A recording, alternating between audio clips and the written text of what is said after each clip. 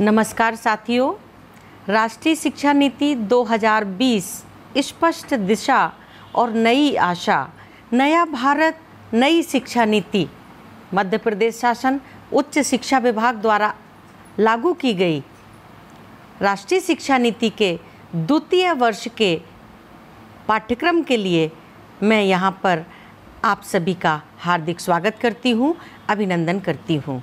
राष्ट्रीय शिक्षा नीति 2020 के पाठ्यक्रम में राष्ट्रीय ग्रंथ श्रीमद् भगवत गीता को यूजी स्नातक स्तर पर द्वितीय वर्ष के सभी संकायों के विद्यार्थियों के लिए आधार पाठ्यक्रम में हिंदी भाषा और संस्कृति के अंतर्गत श्रीमद् भगवत गीता कर्मयोग को स्थान देने के लिए मैं उच्च शिक्षा विभाग मध्य प्रदेश शासन को कोटिशा धन्यवाद देना चाहती हूँ, बधाइयाँ देना चाहती हूँ।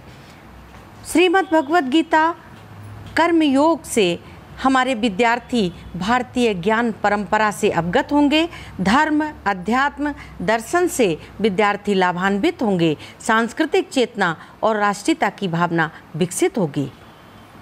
इस द्वितीय वर्ष के आधार पाठ्यक्रम की प्रथम इकाई का पहला पाठ है समसामयिक संदर्भ के अंतर्गत श्रीमद् भगवत गीता कर्मयोग।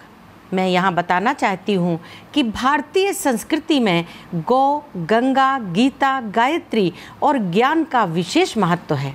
आचार्य शंकराचार्य जी, स्वामी विवेकानंद, संत ज्ञानेश्वर, महर्षि अरविंद, लोकमान्य बाल गंगाधर तिलक, महात्मा गांधी, विनोबा भावे, डॉक्टर राधाकृष्णन, ओशो, प्रभुपाद जैसे मनीषियों ने श्रीमद् भगवत गीता की अनुपम व्याख्याएं की हैं। चारों वेद, 18 पुराणों, 108 उपनिषदों, 6 शास्त्रों का सार यदि कहीं मिलता है तो वह श्रीमद् भगवत गीता में है। गीता का ज्ञान मानवीय महत्वाकांक्षाओं को सिद्ध करने वाला, व्यक्ति की सकारात्मक सोच को विस्तरित करने वाला, जीवन प्रबंधन के साथ सांख्य योग, कर्म योग, भक्ति योग की शिक्षा दीक्षा देने वाला, ज्ञान परंपरा की जिज्ञासा को जगाने वाला विलक्षण आध्यात्मिक ज्ञान ग्रंथ है। श्रीमद् भगवत गीता, इसे जितनी बार पढ़ो उतना ही अलौकिक प्रकाशमय विवेक नित नए रूप में हमारे सामने उपस्थित होता है। माँ की तरह श्रीमद् भगवत गीता निराशा में सांत्वना, विपत्ति में साहस, रोने वालों को हंसाते हुए अपने बच्चों पर अपार प्यार दुलार उड़ेलती है। महानता के शिखर पर आरूढ़ होने का रास्ता दिखाती है। सद शिक्षाओं से अलौकिक आनंद प्राप्त करते हुए नर से नारायणत्व की ओर अग्रसर करती है। यदि हमें अपने जीवन में मानवीय दृष्टिकोण को व्यापक बनाना है, मनसा वाचा कर्मणा ओजस्वी तेजस्वी बनना है, तो हमें गीता पढ़ना और पढ़ाना चाहिए। गीता सुगीता कर्तव्या कि मन्ये शास्त्र विस्तरे या स्वयं पद्मनाभस्य मुख पद्माद्विनिश्चिता। ब्रह्मांडीय ज्ञान को विज्ञान से जोड़ने के साथ मनुष्य को मूल्यपरक जीवन जीने का संदेश गीता ही देती है। सर्वोपनिषदो गावो दोग्धा गोपाल नंदना पार्थो वत्सा सुधी भोक्ता दुग्धम गीता मृतम महत। उपनिषद गौएं हैं, ग्वाले का पुत्र कृष्ण दूध दुहने वाला है, अर्जुन बछड़ा है, बुद्धिमान मनुष्य पीने वाले हैं और अमृत रूपी गीता श्रेष्ठ दुग्ध है। हमारे देश के महान आत्माओं ने भारत को विश्व क्षितिज पर प्रतिष्ठापित करने के लिए श्रीमद् भगवत गीता का प्रचार प्रसार किया है। आज हम अपने विद्यार्थियों को द्वितीय वर्ष के आधार पाठ्यक्रम हिंदी भाषा और संस्कृति के अंतर्गत भारतीय ज्ञान परंपराओं से विद्यार्थियों को अवगत कराएंगे। श्रीमद् भगवत गीता वैदिक ज्ञान का सार है। इसे गीतोपनिषद भी कहते हैं। यह एक योग पद्धति है जिसे भगवान श्री कृष्ण ने सर्वप्रथम सूर्यदेव को बताया। सूर्यदेव ने मनु महाराज ने इक्ष्वाकु वंश में बताया। ये गुरु शिष्य परंपरा कालांतर में छिन्न भिन्न होने के कारण पुनः भगवान श्री कृष्ण ने अर्जुन को कुरुक्षेत्र के युद्ध स्थल पर ज्ञान दिया। कर्मयोग क्या है, कर्मयोग का अर्थ क्या है, ये हम सर्वप्रथम जानते हैं। कर्म शब्द की उत्पत्ति कृ धातु से हुई है, जिसका अर्थ है क्रिया करना। हर व्यक्ति हर पल कुछ ना कुछ कार्य करता रहता है। मनसा वाचा कर्मणा, उसके द्वारा जो कर्म किया जाता है उसे कर्म कहते हैं। योग क्या है? योग शब्द युज धातु से बना है। संस्कृत में युज धातु के दो अर्थ हैं। एक का अर्थ है जोड़ना और दूसरे का अर्थ है मनः समाधि, मन की स्थिरता। कर्मयोग अर्थात कर्म तत्पर, कर्म परायण, कर्म में लीन होना। आसक्ति रहित होकर किए जाने वाले कार्य को कर्मयोग कहते हैं। इससे व्यक्ति को अभ्युदय और निःश्रेयस की प्राप्ति होती है। श्रीमद् भगवद गीता में कार्य में कुशलता को योग कहा गया है। योगा कर्मसु कौशलम। मुख्य रूप से कर्म दो प्रकार के होते हैं, एक सकाम कर्म और दूसरा निष्काम कर्म। सकाम कर्म स्वयं के लाभ के लिए किए जाने वाले कर्म होते हैं और निष्काम कर्म स्वार्थ रहित, स्वार्थहीनता वाले कर्मों को हम निष्काम कर्म कहते हैं। गीता में कर्म तीन प्रकार के बताए हैं, कर्म, अकर्म और विकर्म। कर्म वह हैं जो शास्त्र अनुकूल, वेदों को अनुकूल किए जाने वाले जो कार्य हैं उनको कर्म कहते हैं। अकर्म का अर्थ कर्म का अभाव यानी तृष्णा का अभाव। विकर्म अर्थात जो निषिद्ध हैं, जो पाप कर्म हैं, वह विकर्म कहे जाते हैं। महर्षि पतंजल के अनुसार कर्मों का विभाजन इस तरह से है: शुक्ल कर्म, कृष्ण कर्म, शुक्ल कृष्ण कर्म, अशुक्ल कृष्ण कर्म। शुक्ल कर्म जो कर्म श्रेष्ठ हैं, वैदिक विद्याओं के अध्ययन से साधे जाते हैं, उन्हें हम शुक्ल कर्म कहते हैं। कृष्ण कर्म जो पाप कर्म हैं, इन कर्मों के फलों को व्यक्ति जन्म जन्मांतर तक भोगता है, इन्हें हम कृष्ण कर्म कहते हैं। और शुक्ल कृष्ण कर्म ऐसे कर्म जो पाप व पुण्य के मिश्रण से बनते हैं, इन्हें हम शुक्ल कृष्ण कर्म कहते हैं। और अशुक्ल कृष्ण कर्म जो ना तो पाप कर्म है ना पुण्य कर्म है, वरन ये निष्काम कर्म है, ये किसी कामना के लिए नहीं किए जाते हैं, इनको हम अशुक्ल कर्म कहते हैं। इसी तरह से वेदांत के अनुसार कर्म के तीन भेद हैं: संचित कर्म, प्रारब्ध कर्म और क्रियमान कर्म। संचित कर्म जिनका संबंध पूर्व जन्म से है, जन्म जन्मांतरों के संस्कार चित्त में संचित पड़े होते हैं, इन्हीं कर्म संस्कारों के समूहों को हम संचित कर्म कहते हैं। प्रारब्ध कर्म ऐसे कर्म हैं जो संचित कर्मों में अति प्रबल हैं। हमारे सुख या दुख की उत्पत्ति प्रारब्ध कर्म के अनुसार होती है।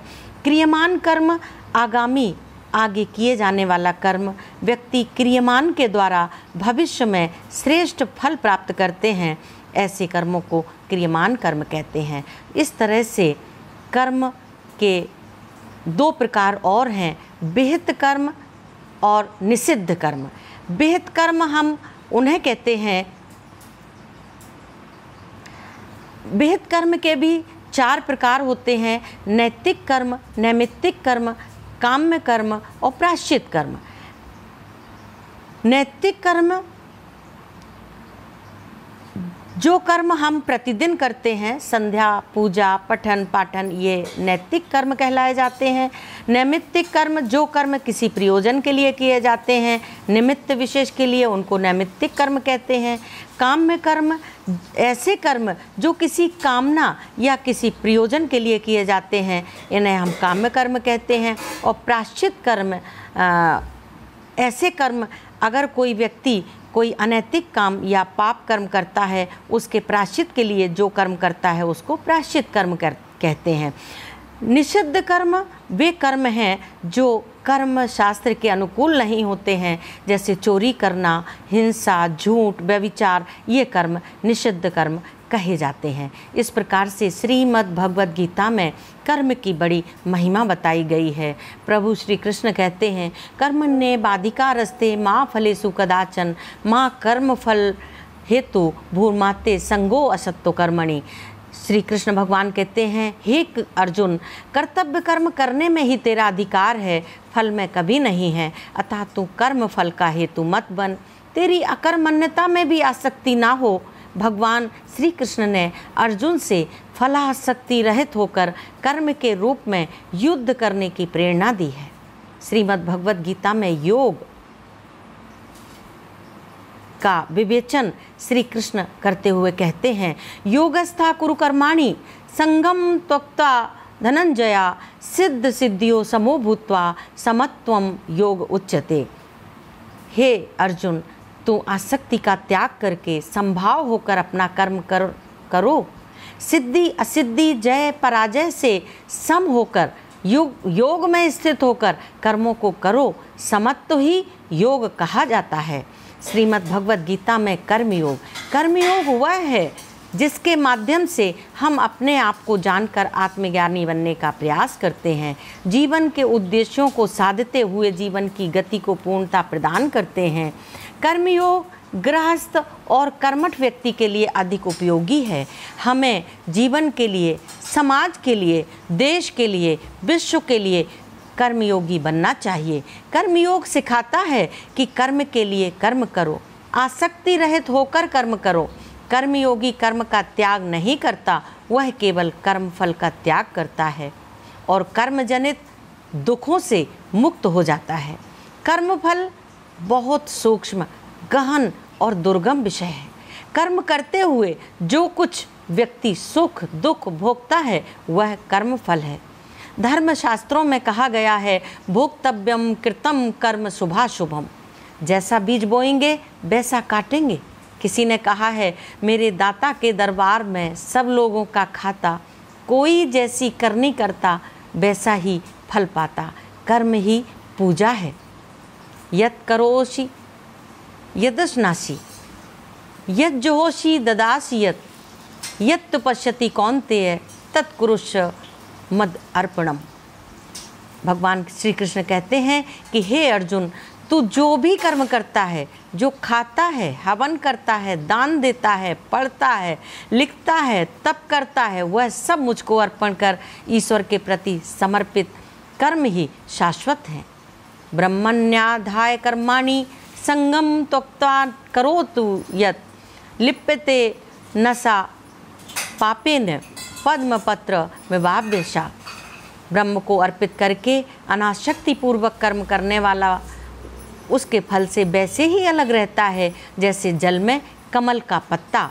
कर्मयोग की साधना में रत व्यक्ति स्वतः उच्च अवस्था में स्थित होकर स्वयं कर्ता की भावना से मुक्त हो जाता है। इसलिए कर्मयोग का हमारे जीवन में बहुत महत्व है। गीता का कर्मयोग या निष्काम कर्म का सिद्धांत हमारे विद्यार्थियों के लिए, युवा पीढ़ी के लिए, मानव समाज के लिए आत्मसात करने वाला है। कर्मण्ये बाधिकारस्ते माँ फलेषु कदाचन माँ कर्म फल हेतु भूर्माते संगो असत्य कर्मणि। धन्यवाद। जय हिंद, जय भारत।